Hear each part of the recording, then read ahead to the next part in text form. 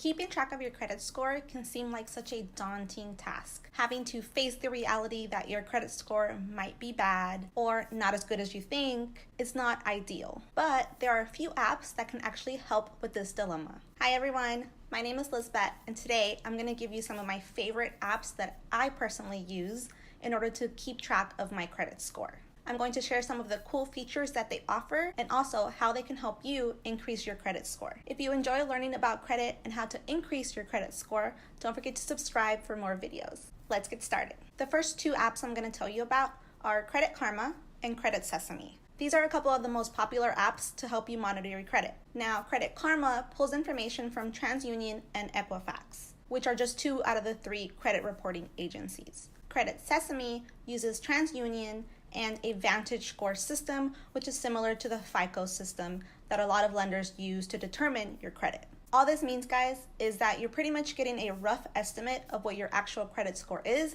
It is not by any means exact. So why should you still use them? A couple of the features that both of these apps offer is that they show you what is hurting your credit and what is helping your credit. They will both pretty much tell you where you stand as far as all the different aspects that goes into making your credit score, which is great because you can use this information to your advantage. Any kind of red markings or yellow is pretty much telling you that something is wrong in that category, and that is where you need to start in order to increase your credit. So all in all, both of these apps pretty much do the same thing.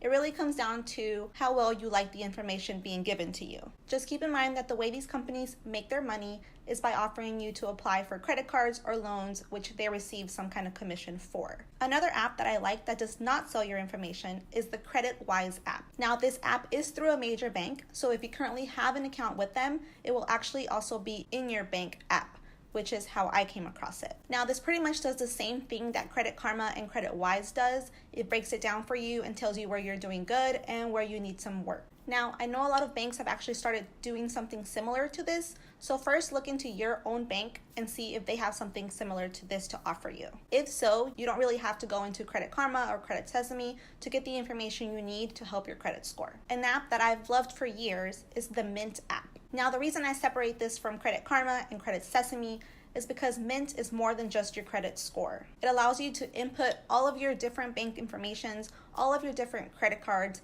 and it kind of manages your budgets that way. I enjoy it because I'm able to see exactly how much money I spend in a different category every month, and I can even backtrack it to see how much I've spent throughout the months. So because of the reason that it helps me budget as well as keep track of my credit, is why I love to keep it around. Now, all of these apps I've had for years. Sometimes, honestly, I forget about Credit Karma and I forget about Credit Sesame, and I pretty much just check on Mint and on my current CreditWise app. At the end of the day, all of these apps do the same thing. They give you an estimate of what your score can be. So by no means is this an exact score, but they do give you a pretty good idea of what your score could be, and it is definitely a good place to start before you go on and apply for something new.